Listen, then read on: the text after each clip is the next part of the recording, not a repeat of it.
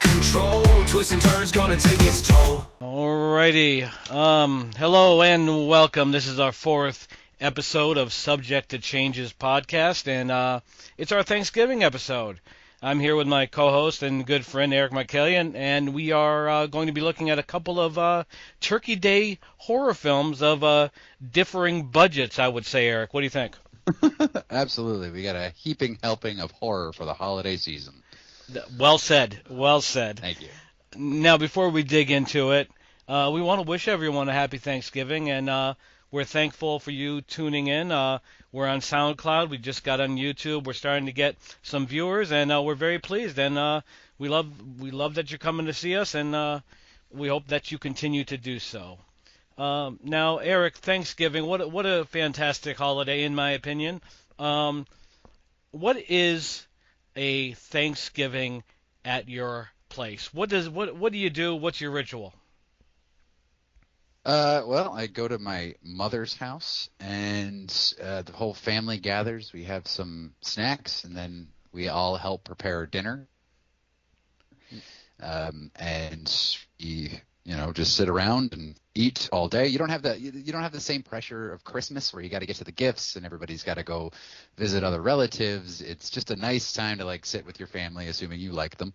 Yes. And have a good time and just eat until you're ready to die, which is, I think, a good theme for this episode. You know what? I am with you there, and I have, much like everyone else, Thanksgiving for me deals with eating a great deal of homemade apple pie and turkey and potatoes and all that stuff, and I stay home and I have this ritual of watching all of the Rockies, none of the Creeds. I may be in the minority here that thinks that Apollo should have pulled out. I tried to like those movies. I love Rocky, but on Thanksgiving I watch all of the Rockies, even the one with Antonio Tarver, and then I end my night every year by watching The Burning. Oh, wow. Yeah, I don't know why. I don't know how that came up, but just it's become like my habit every Turkey Day, and I love it, and maybe it's the shears. I think about cutting turkey or something. I don't know. I assume when you mean Apollo should have pulled out, you mean of the fight with Ivan Drago, correct? Well, that's what ended up killing him. Yeah, not to get into the Rockies too much, but Apollo should have had a tune-up fight before fighting Drago, because he would have beaten Drago had he not had all that ring rust. But where would the movie have been had that happened? It would have ended right there, wouldn't it? I think so. A 35-minute movie. They could add another hour of the robot. Oh, Now, 2008, Thankskilling. This movie, I had never seen before. I'm surprised because it falls into my wheelhouse. Very low budget, very high spirited. This movie was, I thought, funny as shit. Eric, what do you think?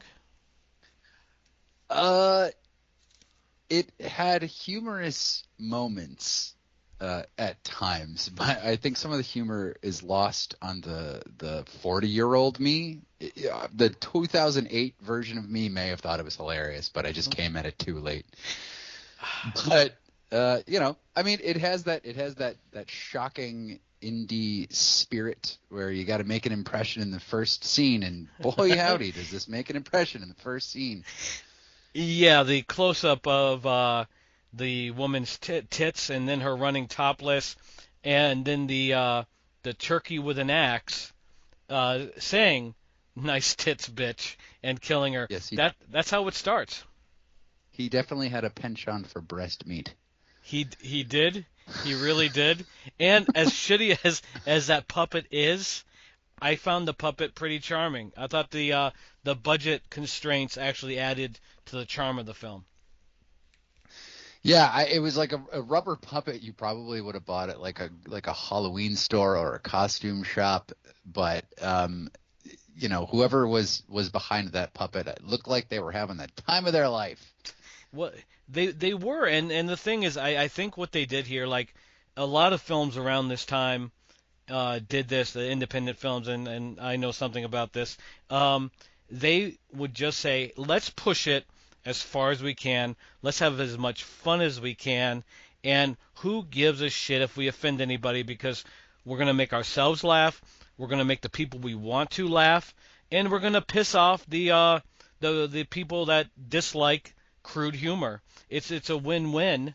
And it reminded me a lot of like movies like Demon Summer and Psycho Scarecrow and Sandman, these 2000 films that were like very low budget but very humorous, and there was a lot of talent here, and there was a lot of talent behind Thankskilling, in my opinion.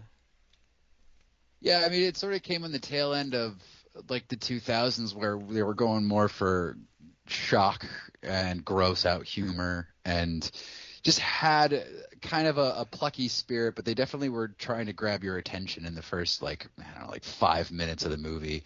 This is like post Grindhouse, those Grindhouse movies that were very popular at the time. So it just sort of like went into that exploitation vibe that was going on in the 2000s. Yeah, On a budget of $3,500. which is it's a beautiful thing, and I'm sure 3,000 was to pay the actress to show her boobs. Um, Oh, that was Wanda Lust. Wanda You know. Lust. With that name, I would assume she may have done other films of this ilk. Of this ilk? No, probably of much lesser quality. But, to each their own. I got nothing against spank films. Now, Does that make you a connoisseur? well, not particularly, but I think that spank films, and I'm going to keep using that term. I'm not sure if I ever used that term before, but I think that people shit on them, and everyone has at least seen one. And how dare they say anything negative? Hypocrites. Ain't I right? Oh, Wanda Lust. Wanda Lust, just trying to make her career legitimate, and she chose Thankskilling to go into the mainstream. But it opens up with Wanda Lust, bare-breasted, running around in a pilgrim outfit, being chased by a turkey who says, as you said, "Nice tits, bitch," and then Yep. gives her the axe. And they were nice tits. They were real. Though you saw how they were flopping around when she was running. There was no fake bounce there. Yeah, I mean, it didn't. I wasn't really paying that close attention to the opening. I was kind of doing other things, but I will take your word for it, man. Doing other things, I bet. Yes, I was like looking at the first title card of 1621, aka The Olden Days. The olden days, and we have a group of people. We have Bill, who's kind of like, you know who Bill reminded me of?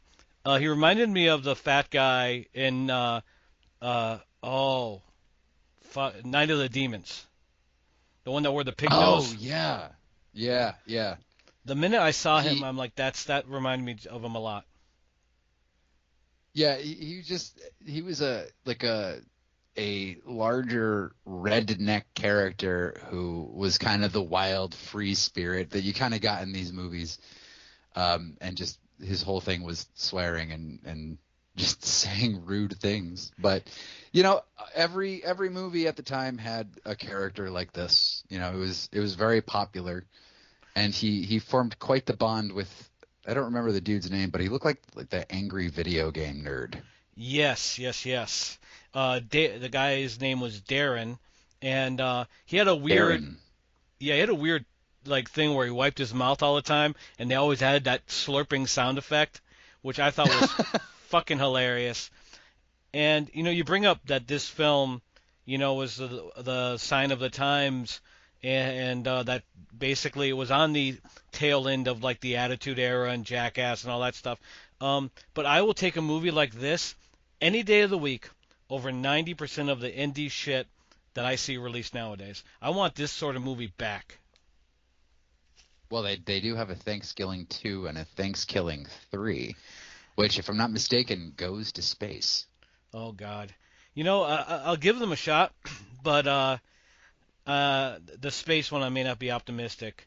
Now we go to the Ted Nugent guy with his dog. I think his dog's name is Flassie, and Flassie is, I think, the first victim in this at that time to the turkey.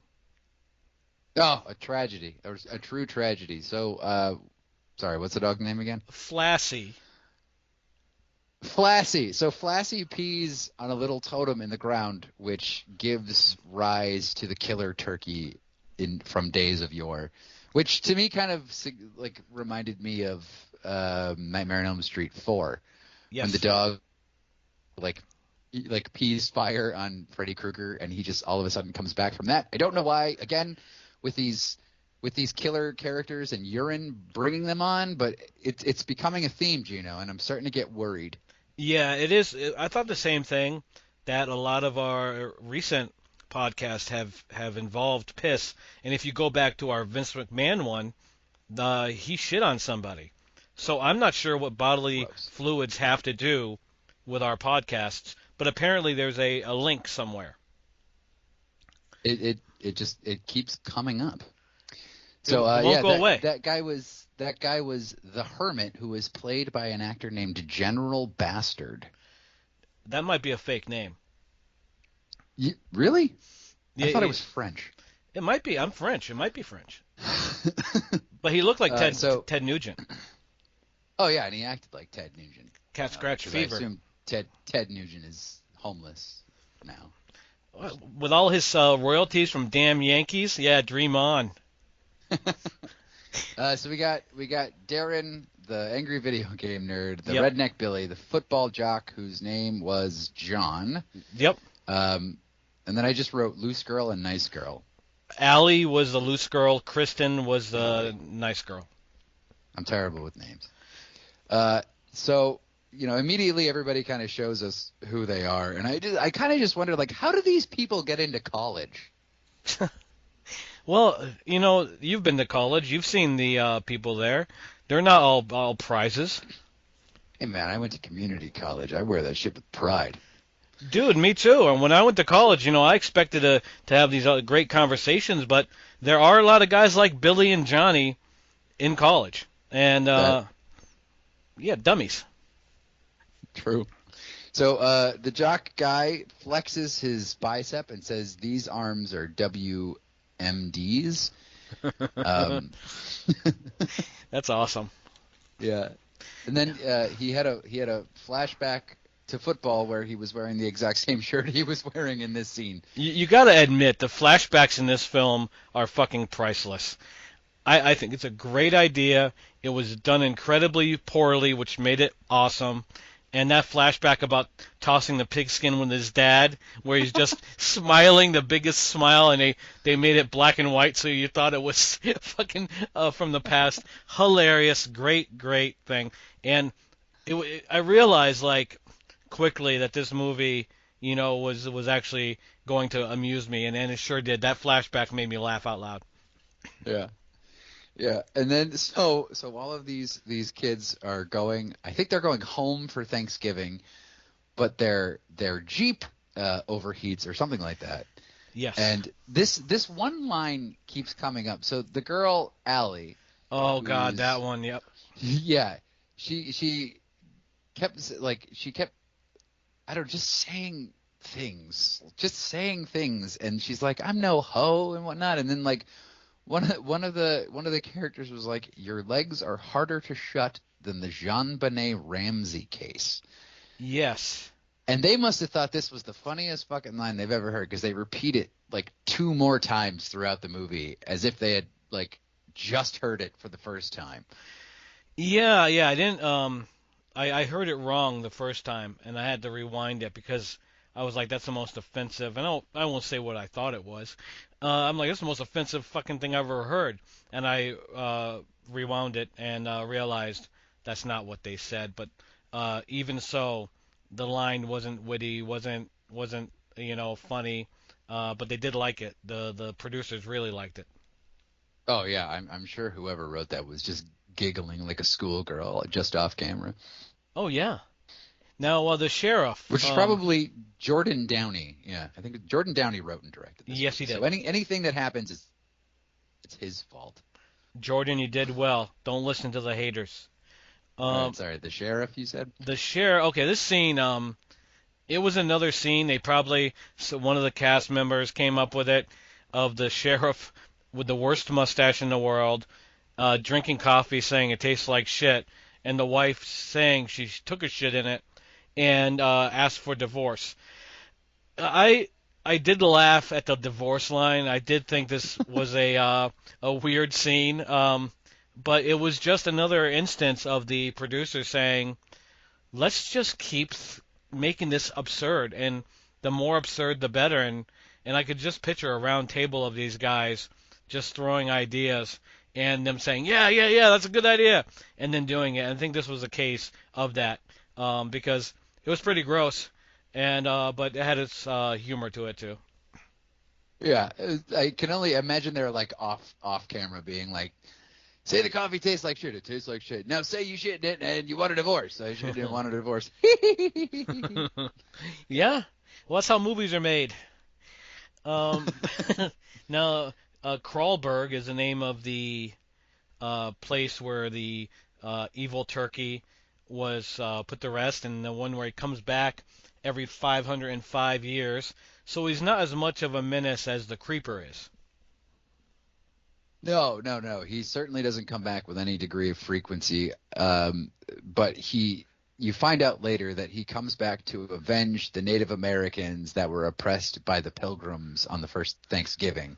Yes. And so there is a revenge plot, and it took me a little while to realize why he kept chasing these kids specifically. And it turns out one of them, their ancestor was one of the people at the first Thanksgiving, and so he blames them. I forget which character it is. Billy, perhaps? I think it was Billy. But yeah, he blames his ancestors for what happened, and so they keep chasing him down.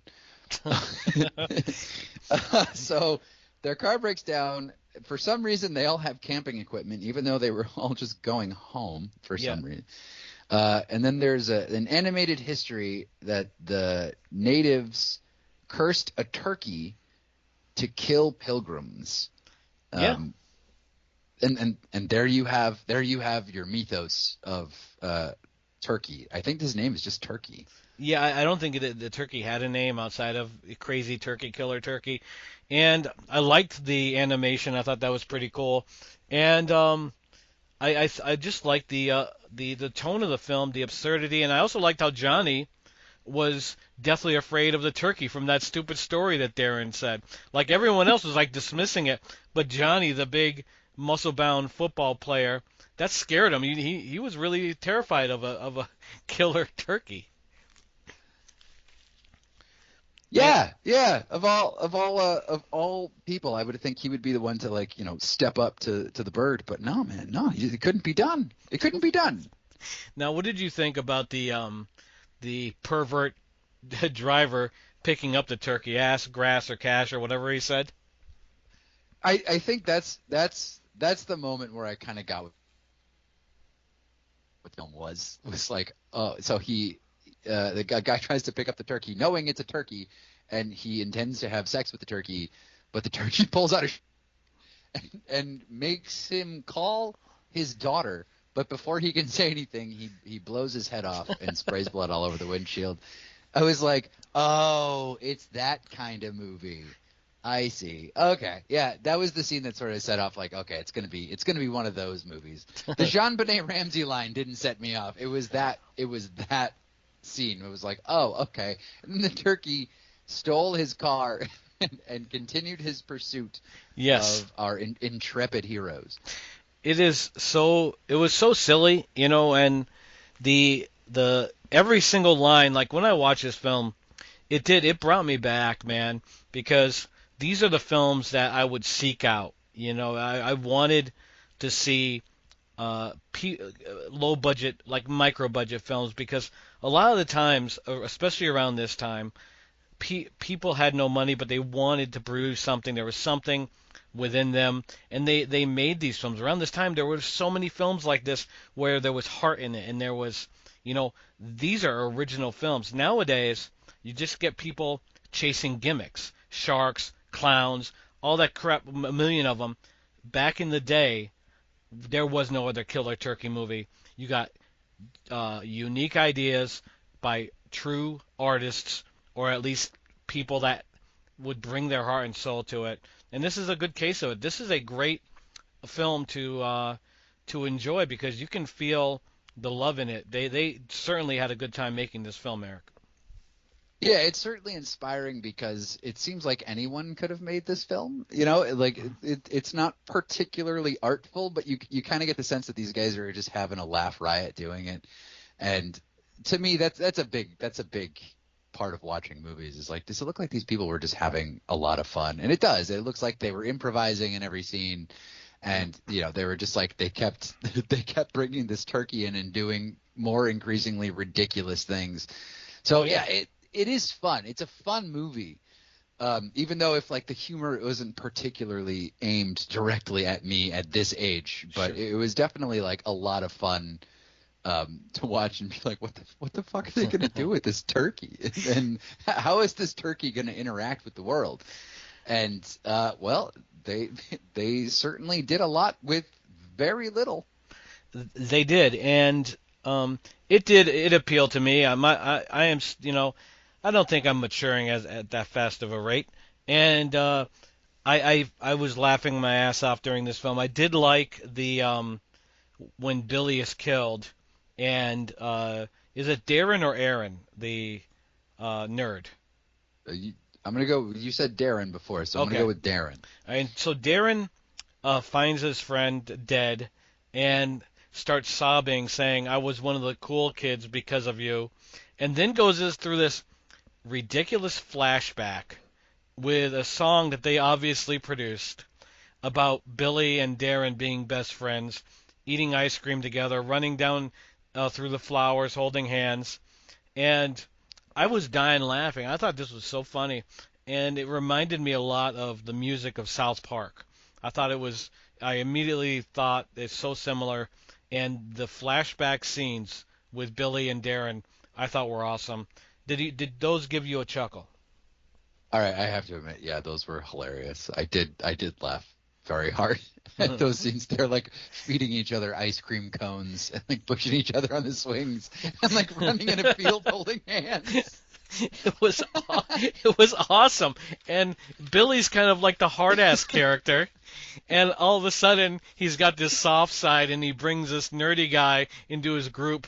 And the fact that the nerdy guy would look at this group and think they're the cool kids, it's fucking hilarious. And they knew it. They knew the movie was silly, and they went all in on it. And sometimes when you're in that position of a filmmaker without money, without a good cast, and without really any sort of budget to make something good happen, you kind of have to just say, you know what, I'm going to embrace what I have and try to amuse people. Because if they made this a serious film, and granted a killer turkey would be tough, but let's say for argument's sake they took themselves too seriously and made this a serious film, it would not have had the staying power this one has, and it wouldn't have been entertaining, I don't think.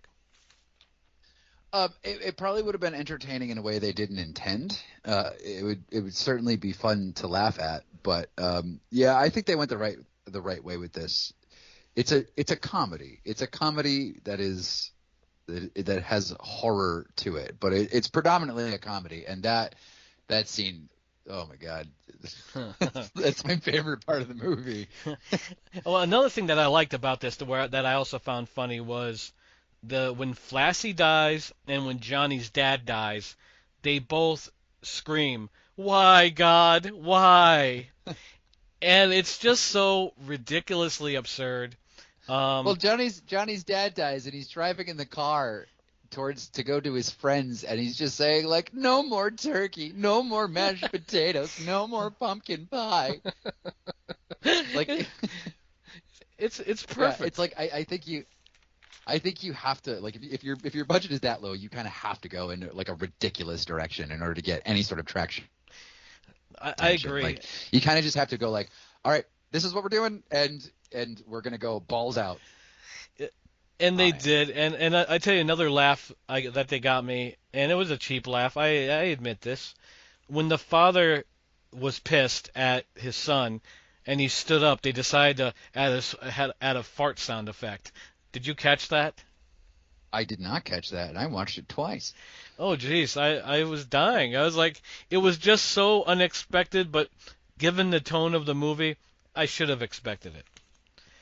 Yeah, they were throwing everything with the kitchen sink into this movie. Without question. And we get Allie, who is the final girl, Yep. saying, "I'm ready to see that cock burn." Nicely done, Allie. Nicely done. You're glossing over the big scene when the girl like randomly hooks up with some dude, Uh, and they're having sex, and the turkey kills the dude, and the turkey finishes inside of the girl, and then somehow he kills her. I don't know what the hell is going on in this. Now, were you I expecting thought I was going insane. were you expecting her to live and have a turkey baby at the end? That's what I thought was going to happen. Oh God, no! But now that you mention that, that seems so obvious. I don't know why they didn't go for that.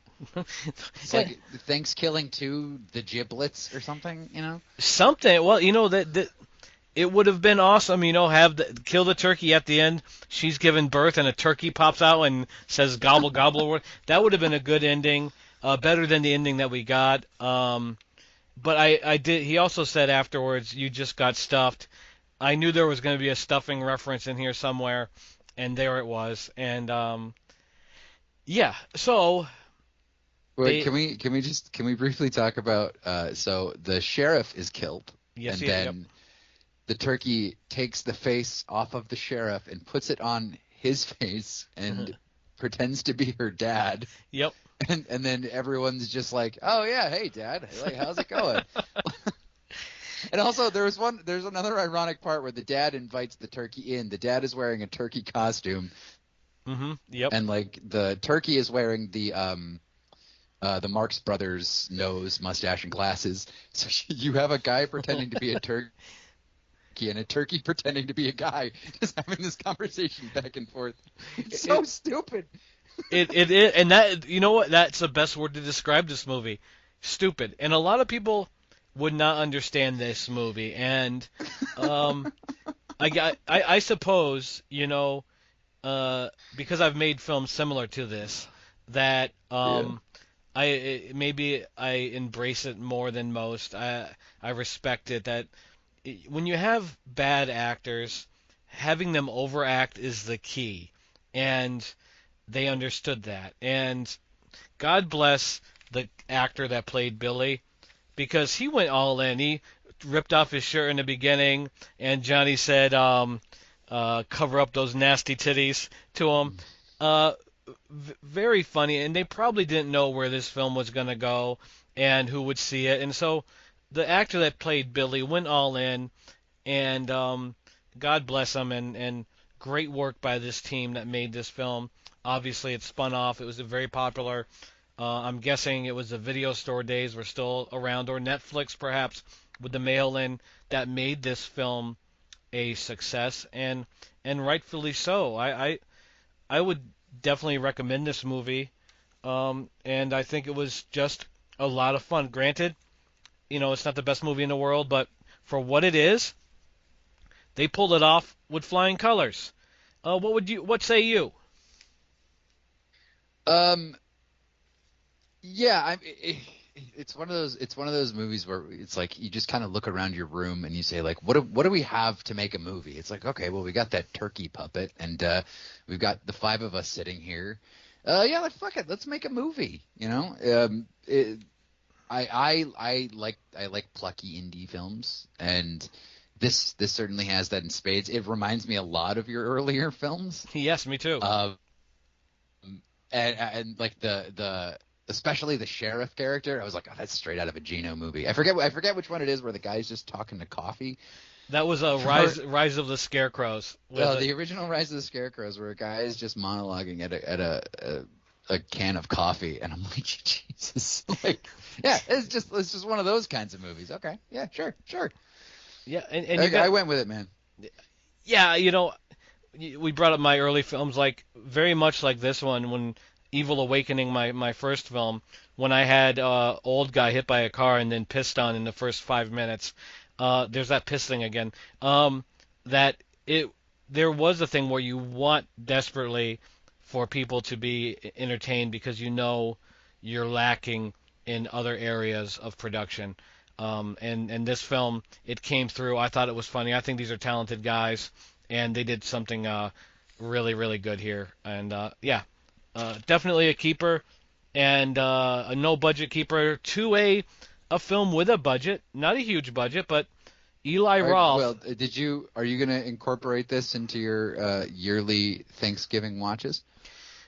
I very well may. I might throw it on right after The Burning now that you've brought it up because Thanksgiving, what a film. And I wasn't always the biggest fan of Eli Roth, but in the past like 5 to 10 years, he's come into his own in my opinion. He's produced some great films like the remake Knock Knock, The Death Wish with Bruce Willis, and now this, which I think is his best film, a throwback slasher, Thanksgiving.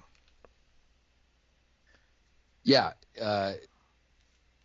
came out last year, and it's definitely like up his alley. I mean, this was part of those Grindhouse trailers that I think I anticipated this movie after those Grindhouse movies came out, and I was kind of hoping we were going to get that a lot sooner, but no. I mean, this is from a guy who's really got an eye for slasher films. He clearly has a love for the genre, and he turned out like a really great fucking movie, dude. He did, and with some very good commentary, I think that a lot of us share, and with basically we start with Black Friday shopping, which I'm not a fan of. I've done it, uh, but I think the madness that we see, the amount of anger in what should be a happy moment for people. You know, your Christmas shopping, you should be filled with love and joy. And how many times do you see someone trampled to death, or someone stabbed, or someone beaten down, all because they want a cheaper toaster? It's it's really it's a sad state of affairs. Eli Roth knew that, so he starts off at I believe it was called Right Mart, and Right, Mart, which is owned by the main character's father. That's going to play an important role in the story to come. yes, Thomas. So now I have to ask you. You and I are both born and bred Massachusetts boys. Yes. When you saw all the townies outside of Right Mart screaming at each other, "You motherfucker! I need my fucking toaster!" Like, what the fuck are you doing? What the fuck? Who the fuck are you looking at, Midgie? Yep. Did you feel attacked? I felt personally attacked. That our people were being represented in such a nefarious way. Well, yeah, they do this all the time. You remember A Perfect Storm, and or The Perfect Storm with George Clooney. I give George Clooney credit. He's the only one that didn't try to do an accent. But in The Perfect Storm, you had references to J.C. Penney's and terrible Bostonian accents, and that's not how we talk. It is an insult, and I felt the same way, that you don't have to do us dry like that. Come on. We talk relatively normally. Unless someone from another state is listening and they think I have an accent, and maybe I do to them. So, but in my opinion, they did us dry. Oh, motherfucker, I was offended all the way to fucking Lansdowne Street. But I did enjoy. There was a few things they said in there that was just like, oh yeah, that is in Massachusetts. Like what the waitress calls sprinkles Jimmy's, and they made a Papa Gino's reference, which like is still the greatest pizza I've ever had in my life. You know, I stopped saying Jimmy's like when I was very young because I was told that it was racist. Now, have you heard that? Probably is. Yeah, I was actually just gonna say like it sounds racist. but I don't know. I don't have the data on whether that comes from a racist place. If it is racist, please people don't say it. If it's not, you can ask for it on your ice cream, a double serving if you want. Well, we're on YouTube now. We have guidelines to follow. Oh, sorry, YouTube, um, Zuckerberg or whoever the hell owns it. No, it's not Zuckerberg. Ah, what the hell? What? It's owned by Google, I think. All right, so all these people kind of converge on this right mart, and a riot breaks out when our main characters go in ahead of time because her father owns it, and they're taunting everyone outside by holding up toasters and phones and stuff. And then some asshole says the store is open. Everybody clamors into the building, and poor two security guards, or one random shopper dies, another security guard gets killed, and Gina Gershon gets her hair caught in a shopping cart and gets her scalp ripped off. And it is witnessed by poor Patrick Dempsey, McDreamy from Grey's Anatomy. And he's losing his shit, and he looks around, sees all the chaos, tells everyone to stop, points his gun in the air, fires off around, and bam, you got your title card. What an opening. Tremendous What opening. did you think of this opening? I loved it. You know, it was classic Eli Roth, like you brought up. This is in his wheelhouse. This was the gore. This was the action. This was just, if you're going to start a horror film, this is a good way to do it. It was fantastic. The commentary, like I said, of this crazy mob going after, cheaper prices and really not caring about each other at all. Like when that guy was dying and someone grabbed a toaster oven from him. Yeah. But the reason why Eli Roth did this, it's just perception. And I've been like Black Friday shopping a couple times, like I said, and I've seen the animosity within the crowd itself. And that happens when you have people standing outside for 3 or 4 hours with a $95 80-inch TV, then you only have one in stock. What do you think is going to happen? And Eli Roth covered that with this, and he did well. And Patrick Dempsey, how can you lose with him? He's fantastic. What a fantastic actor. Yeah, he was terrific in this film. And I like this. And this whole opening scene is so brilliant because it does that thing that every good slasher film did. Was it had that really traumatic event in the beginning, like with Jason drowning or the kid dying in prom night, the guy being set on fire in The Burning. Yep. Terror Trains. Oh God, he was set on fire too, wasn't he? Just like it sets up that traumatic event while at the same time doing social commentary on consumerism and capitalism, and it's like oh God, as soon as I saw this, I was like, okay, like this we're in for a ride, and Eli Roth knows what he's doing. He's obviously a connoisseur of these types of films, and just really just let everything on display, and you'll start seeing little hints of very subtle nods to slasher films in the 80s and 70s throughout this film, which we'll point out as we get through the plot here. Absolutely. Now, Jess is the daughter of the owner of Right Mart, Thomas, and she was one of the people inside the building with her boyfriend Bobby, her friends Scuba, Amy, Amanda, and now they're all traumatized. We're a year later. Bobby has disappeared. She's now dating a guy named Ryan who's had interest in her for a long time. And it almost is like I know what you did last summer sort of feel at this point. That's what I was getting. Really? Because I got My Bloody Valentine. I got that too. Oh my God, dude. Where the mind collapses and then like the boyfriend disappears and comes back. Yes. I love that movie. Don't you love when he opens a box and sees the heart and just starts screaming, "It can't be happening again! It can't be happening again!" I fucking love that. God, I love that. I gotta watch that in February. Yeah, My Bloody Or Valentine. we can talk about it in February. Because you got the remake too. We can do both. Yeah. So My Bloody Valentine. I know what you did last summer. I felt as well. And you have someone texting them pictures of a Thanksgiving table with their names, and it doesn't take long for a killer to show up. Oh, and he goes after that waitress. A waitress was one of the girls. It was the one whose wheel caught Gina Gershon's hair, and she's like, swear. So the killer waits for her to be alone. He shoves her face in some dirty dishwasher and then pushes her face into the freezer door, which starts taking off bits of skin and her fingertips and everything like that. Yep. And just, I mean, obviously, you can't think of freezing someone's face without thinking of Jason X, but Yep. yeah, how good was that? It was awesome, and we brought up the Perfect Storm before.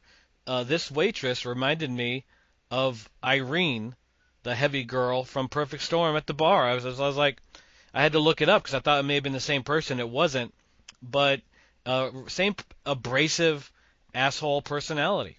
That you meet people like that are just miserable, and she was miserable. Even like Wade, when she was waitressing for Jess and her friends, she was a complete bitch to them. That's not good customer service. No, it's not very good customer service, but she certainly pays for it later when she tries to flee.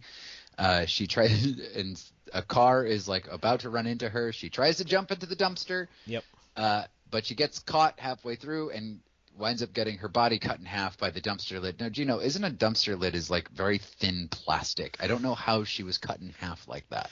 Yeah, it's either a dumpster I've never seen before, or they should have thought of a different way. Maybe the car, jumping and landing on top of the dumpster and doing it that way.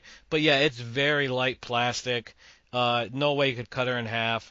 At most, it might knock her in. She'll have to land in the trash and it'll smell. But I still liked the scene up to that point. I thought that death was a little bit hokey, but you can't win them all. And Roth was trying to come up with different ideas and came up with that one. And maybe he's never worked at a job where he dealt with a dumpster. Yeah, it doesn't seem like manual labor or janitorial work was in his CV. I agree. So the lower half of her body is hung from the sign of Right Mart by the killer. So obviously the killer has it in for this whole Right Mart thing. Yes.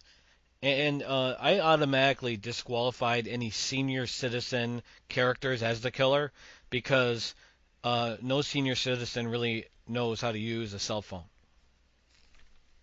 Let alone set up elaborate cloaking devices and complex geographical masking things. I honestly have no idea how the killer got away with it, but yeah, so you can automatically throw out anybody in their 60s, 70s, probably.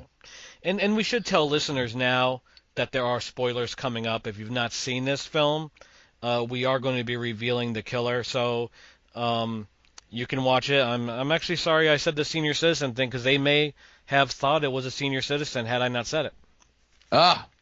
You threw out like half the cast, Gino. Damn it. So our boyfriend Bobby, he returns. Yes. We find out that the security tapes from the store were deleted from the night of the riot. Why they're investigating this a year later, I don't know, like what was going on there. And then the security guard that night is leaving for a trip. My God, yes. Now, this is a more subtle slasher reference, okay?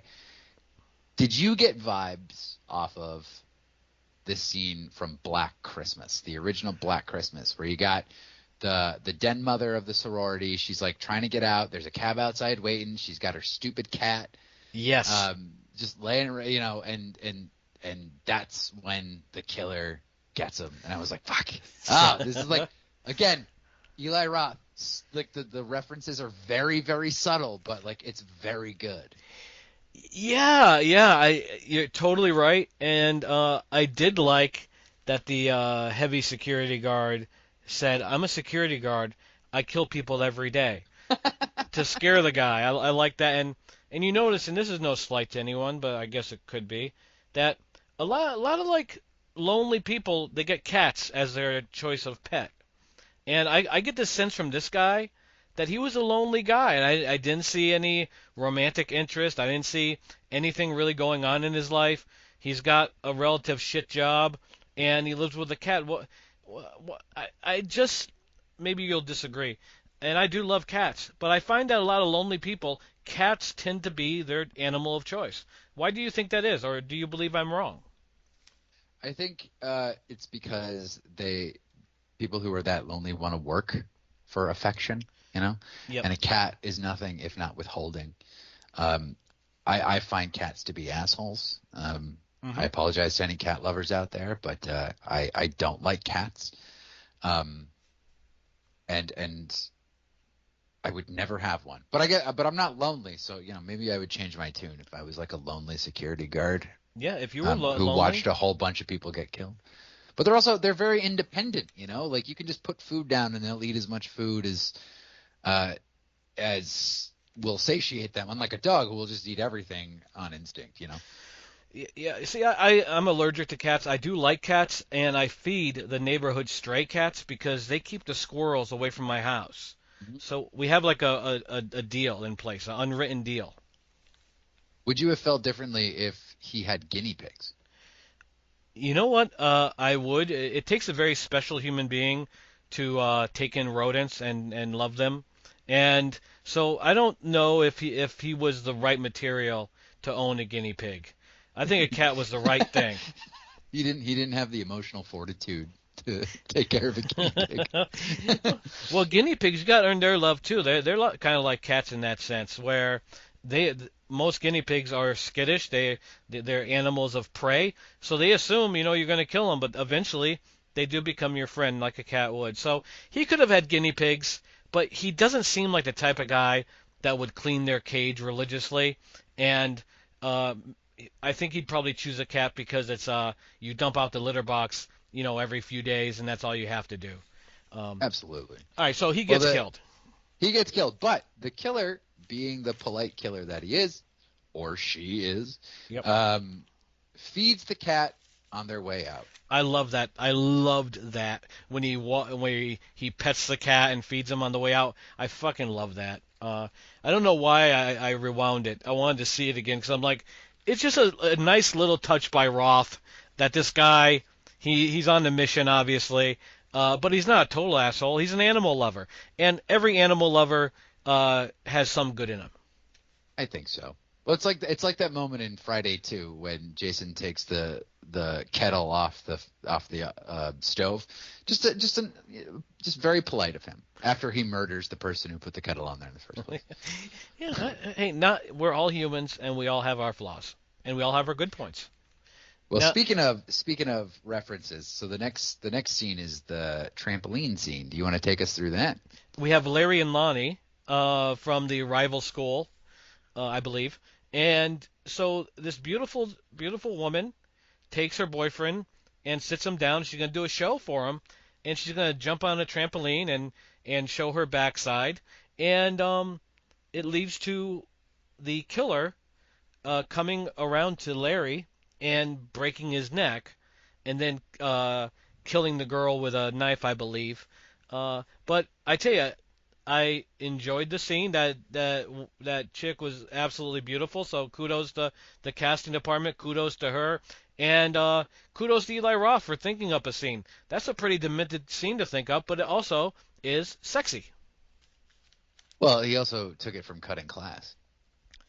Oh my! I've not seen Cutting Class in so long. The gym teachers jumping up and down on the trampoline, and the killer of Cutting Class takes a flagpole and shoves it through the trampoline, and the gym teacher lands on it, and it's like, yeah, and it's just like, but this to me is a lot better because she's jumping up and down, the knife goes through her foot first, which causes her to fall down. He sticks the knife through, and she just keeps landing on the knife over and over again. I was like, that's fucking great. Is it as iconic as a flagpole? No, but it's so much cooler. Was the gym teacher hot in Cutting Class? No. Oh. It was an older gentleman with a pot belly and balding hair, if I remember correctly. Oh yeah, that wouldn't do it for me. Well, I mean, if that's your thing, I mean, I'm not going to put you in a box, Gino. I'd have to see. I'd have to see what he has, for boob size. But overall, I'll stick with the blonde from this film. Better to err on the side of caution. Absolutely. Absolutely. Now we have Ryan, who's with Jess, and Ryan kind of has his shit together. Bobby's driving a tow truck, and we get the line when the two are fighting: "Guys like you can tow our Porsches." That was kind of a dickhead line by Ryan, who's trying to keep Jess. He really came off as a pompous prick. Well, he is a pompous prick. Like he's trying really hard to impress Jess and her friends, so he buys them like Pats and Steelers tickets. And so he's courting her since Bobby left. He's always had a crush on her. I kind of like this character, to be honest with you. Mm-hmm. He is kind of a prick, but he seems like at heart a good dude. I agree with you. And just because you have money doesn't mean you're a jack off. And sometimes you say mean things that you normally wouldn't say in certain situations. I've gotten upset before, Eric, and I've said mean things to people. And like, I'll give you an example, and I feel very bad about this. And if the guy I said it to is listening, please accept my apology. I was driving, and I got cut off by this guy. And then where he ended up pulling his car right next to me and rolled down his window, and he looked like a very fat Chuck Norris. And I said, "You fat Chuck Norris fuck, watch where you're going." And he just drove off. I think he was trying to apologize, and he never got the chance. And now I want the chance because I shouldn't have said that. But that's my point. Ryan said that for the same reason I said the fat Chuck Norris thing. Oh, dude, so you were MIA. You were missing an apology. Beautifully said. Beautifully said. Sorry, I sat through that movie like last week, and that's all I could get out of it. Did you get to the second one, the beginning, where Braddock is at the camp itself? No. What I haven't been watching Thanksgiving and Thankskilling. I was watching The Wire, Dirty Mary, Crazy Larry, and Boxcar Bertha for some reason. I don't know. I got on a weird tangent. That is weird. That's very weird. But it's all good. And if you get a chance, Missing in Action 2, the beginning, such a great film, way better than the first. You may enjoy it. And it has a lot of cool action lines in it, which I know you'll dig. So we go to after the trampoline. We now have this cool parade where everyone is dressed like John Carver, and we got kill after kill at this parade, which I think is just fantastic. What did you think? Oh, I thought it was great. Another one that I really liked was the young girl on the table saw. Yes. Like the killer comes after one of the kids and just turns on a table saw and just throws her onto it, and it just eats up her insides. That was Amy who got killed there, and she was on her way out. Her Russian dad, or I think he was Russian, was like, "Hey, we're out of here. We're not chancing shit." And so the killer had to move quickly, or Amy would have gotten away, and he wasn't going to let that happen. And out of all the characters in that group, I think Amy is the least developed. Like, she didn't have much of a story behind her outside of just being Scuba's girlfriend. Yeah. I can't remember a single attribute about her except she got the corn cob holders in her ears before she died. That's right. But also, it's also important to mention that when the killer tranquilizes people that they're not there to kill, so it's not just a random killing spree. These killings seem to be targeted. Yes, and I enjoyed that. I really enjoyed this killer, and I love the costume. I think you're doing a Thanksgiving movie. This costume with the pilgrim hat is just so fantastic. It's iconic already, and I know a second one is planned. So this is a franchise in the making that could rival Scream and films of the sort. Yeah, I don't know how much I want to see a sequel to this movie, but let's move on to the parade. This scene was awesome. It was. And So he goes through the parade, and now we're starting. The pieces of the puzzle are starting to come together. The police are getting close to the killer, and as you said, the killer isn't easy to catch. He's really done a lot of technological things to throw him off the track, and he's also kidnapped Kathleen, the wife of Thomas. Then Jess's stepmother. Wicked stepmother. Jess did not Ooh. like her stepmother. Yeah, very, very shallow. She's the one whose idea it was to keep the store open on Thanksgiving and do a Black Thursday event as opposed to a Black Friday, which kind of indirectly caused this whole riot. So at the parade, the killer's dressed now in a clown mask, which I thought was really cool, actually. Yes. And he chops the head off the turkey like he does in the original Thanksgiving trailer. Yep. And then starts throwing out smoke bombs and tranquilizes Jess, her dad, and her stepmom, and her friend Scuba. Yes.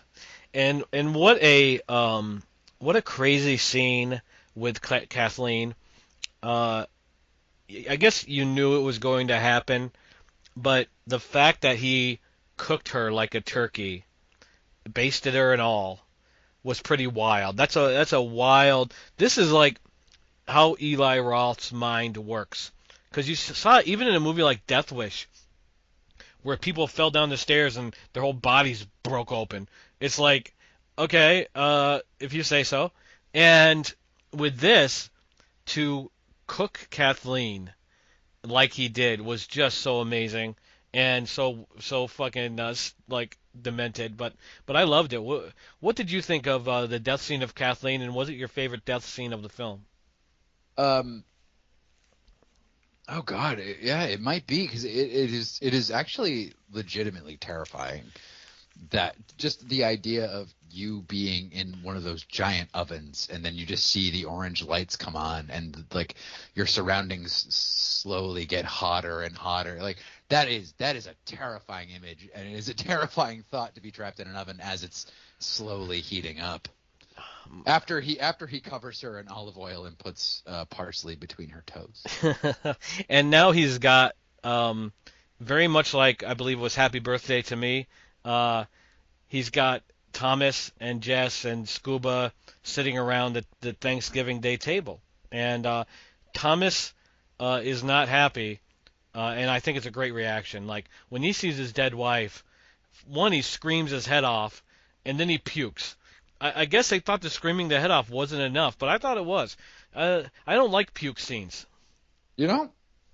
No, outside of like, there's certain exceptions. Like, there was a video of one of the Queen's guards. You know those guys that wear those big hats and they can't talk. Yeah. All right, well, they were standing there, and some guy went over and punched him in the nuts, and he puked. And I shouldn't have laughed, but that made me laugh. And I'd watch stuff like that. But when it comes to flat out like real puke scenes, that kind of gets me. I'm like, I didn't need to see that. And plus, he had the gag in his mouth too at the same time, so not all of the puke got out. It all just stayed in there, man. Yeah, it was gross. that yeah, I know it's realistic. I know that's what people would most likely do if you see your loved one on a table cut up like a turkey. But in this case, they could have cut away and just put the puking noise in. Fair enough. So he takes a little slice of Kathleen and tries to serve it to her husband. Like that's fucked up. It's fucked up. And Jess ends up escaping. She helps Scuba get out. So they make a mad dash for it, and Jess winds up escaping, and she gets to the police, and she tells them where all these bodies are and where the family's being held, and the police finally intervene, but they do not catch the killer just yet. No, we get a surprise. Every whodunit film tries to surprise you a little bit. Although I predicted this killer when I watched it, and right from the jump, I just felt it. I think I've seen enough of these, much like you, where you can kind of see through the Ryan and Bobby to see who the real killer is. Did you know Yeah. who the killer was initially when you saw this? I guessed about halfway through. The only thing is, and this is sort of a question to bring up, is so we'll just say that Patrick Dempsey is the killer in this Yep. movie because he and Gina Gershon were having an affair, and Gina Gershon, a 60-year-old woman, was pregnant with his baby. Yes. So obviously there's some sort of cocoon crossovers here. Now it's a very good reveal because Eli Roth does a pretty good job at covering up Patrick Dempsey as the killer. But as I watched it again, like there's no logical way that Patrick Dempsey is the killer in this movie. Just like time-wise and geography-wise, like it doesn't make any sense. But do you think like the surprise of Patrick Dempsey being the killer is worth having it being completely illogical that he is the killer? I'm totally on board with illogical. I think Patrick Dempsey was the perfect choice because he's a great actor, but he understood what this role needed, and it was overacting. He overacted the shit out of this role when he was revealed, and I loved it. I was dying laughing over "There'll be no leftovers" and all these lines. I was like, this is just great. And when he's chasing Jess, I loved it. Dempsey. He starts hitting clothes racks with an axe. Yeah. It's like you just like went full Jack Nicholson Shining, and it's just like, oh, and he had his like Eastern Massachusetts accent, and he's like, oh, there ain't gonna be any leftovers here.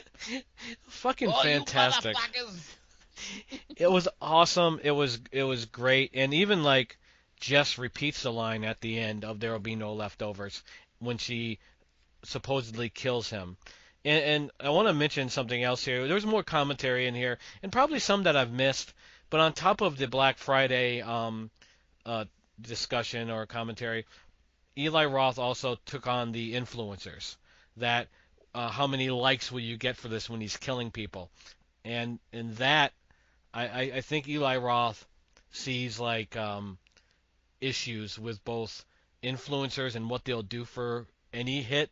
And you see it with these assholes that do pranks. Like you've seen these guys that abuse people and say it's a prank and then put it on for views. I think that's who Eli Roth is going after. These people that'll just do anything just to get attention, even if it means hurting people. And the Black Friday speaks for itself that it's a thing that probably should go away. Yeah, the guy who was filming the riot at the Black Friday event, the asshole kid gets his brains bashed in with a meat tenderizer. So, yeah, Eli Roth has no love lost for these people. No. Now, do you think the killer is actually dead here? No. So they inflate a giant turkey that's filled with flammable gas, and I actually thought this was hilarious. She starts loading up a musket/blunderbuss that was introduced earlier in the film, and she shoots the turkey, the giant inflatable turkey, Yep. and it blows up, taking Patrick Dempsey down with it. But Yes. You get shots of the firefighters walking in and out of the thing, and someone says, "Oh, like we haven't found the body, but there's no way anybody could have survived that." And then they just cut to shots of firefighters in masks, in gas masks, walking in and out. So you kind of get the impression that he's not dead. Yes. Which, again, probably another My Bloody Valentine reference. And also a reference to, oh, God, which Halloween was it? Was it Resurrections where you find out like Michael Myers escaped a situation by dressing up as a firefighter? Oh, shit. To be honest, I'm not really sure. I'll have to rewatch Resurrection to let you know. You're going to be alone on that one, pal. That movie's underrated.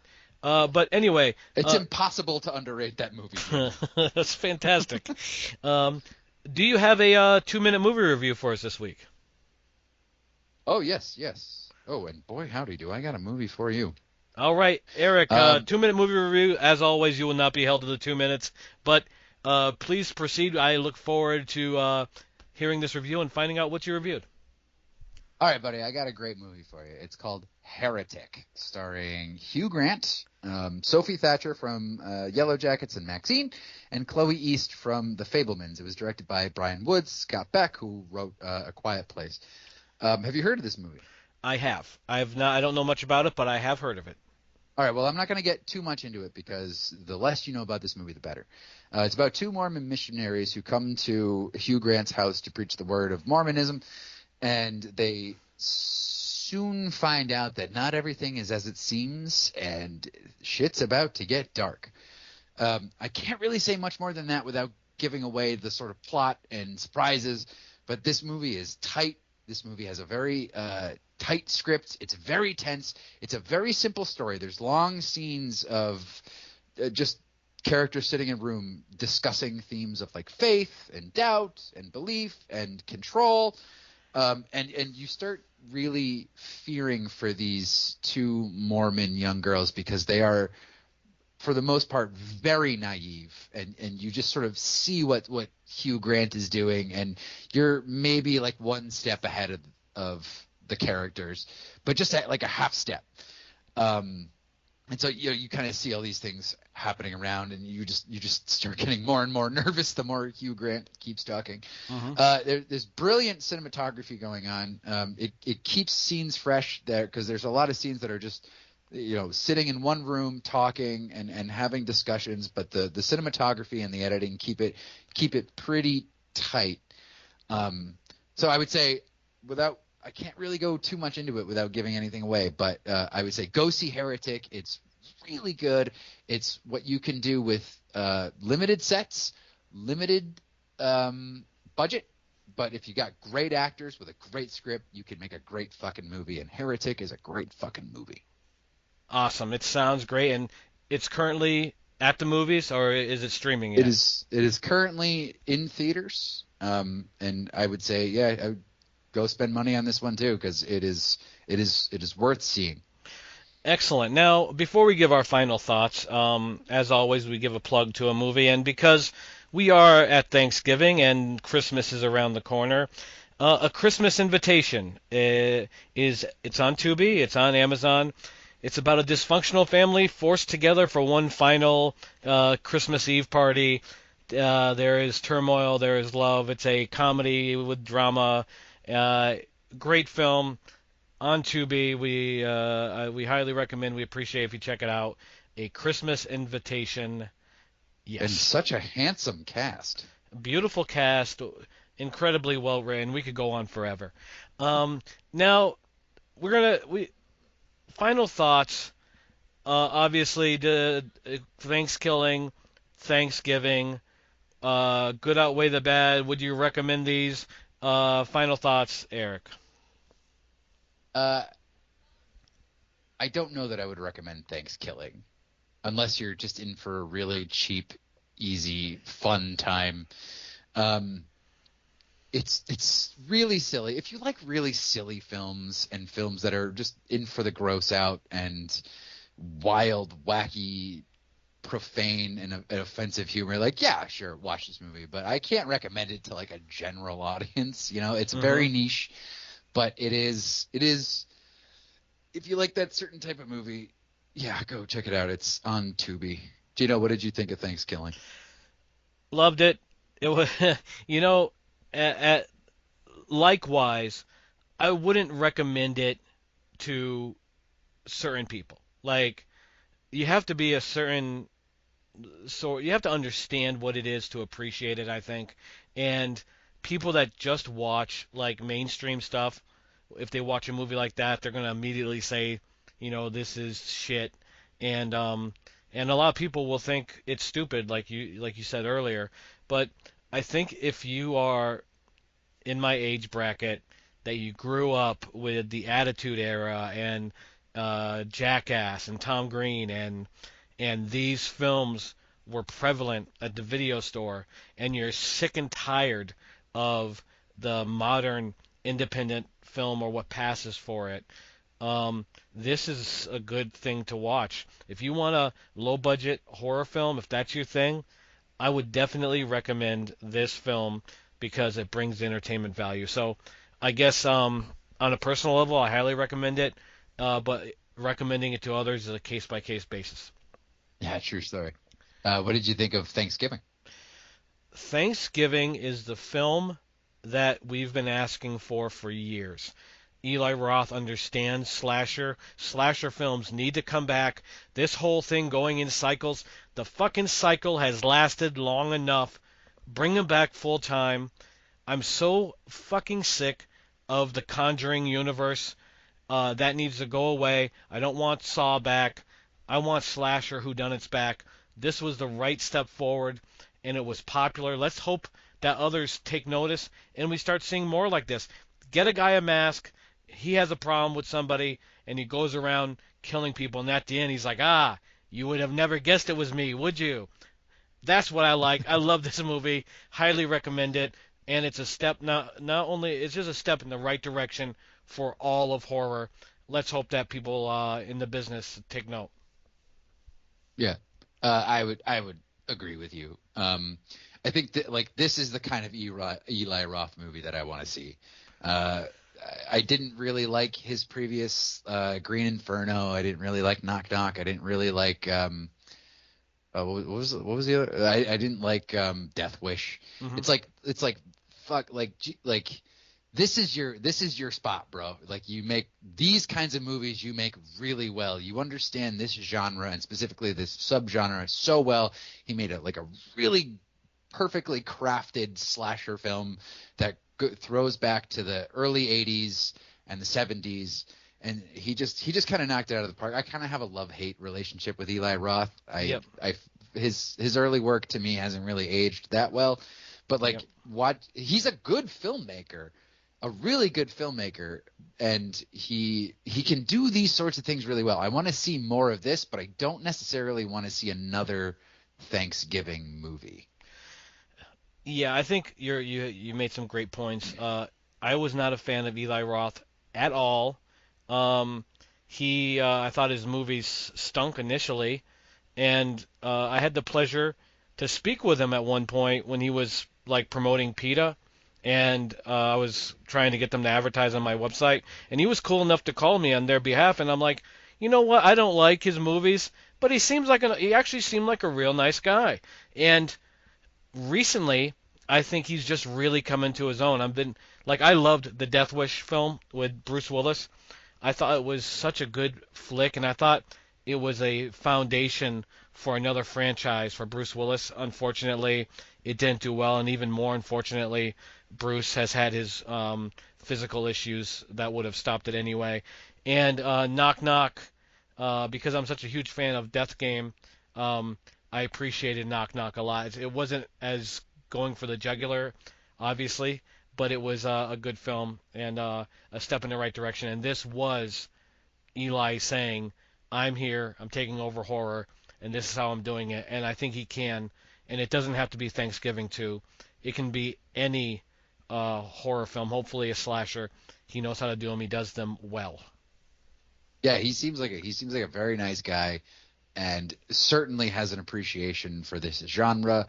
It's nice that there's someone out there trying to keep these traditional horror films alive without being too gimmicky about it. Like he's making subtle nods, he's making subtle suggestions without just being like, this is Friday the 13th part 2, you know, like Yep. he makes good horror films for horror film fans, and I so appreciate that about him. And he seems like a very nice guy. I'd want to work with him. He seems like a guy you'd want to go hang out with and just talk about movies. Yeah, he you know what? Like I said earlier, if you're an animal lover, there's some good in you. And he's an animal lover, so and like I said, he sounded like a really good guy. That was like 10 years ago or whatever it was.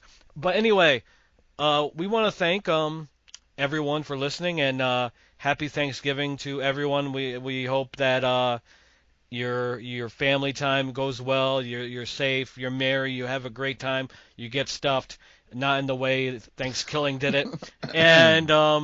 And we appreciate you as an audience. Eric, anything left to say? Yeah, happy Thanksgiving to everybody, and gobble gobble, motherfucker. Gobble gobble. Subject to changes, nothing stays the same. Life keeps spinning. living in this endless game. Grab your worries, throw 'em to the flame. Stay tuned and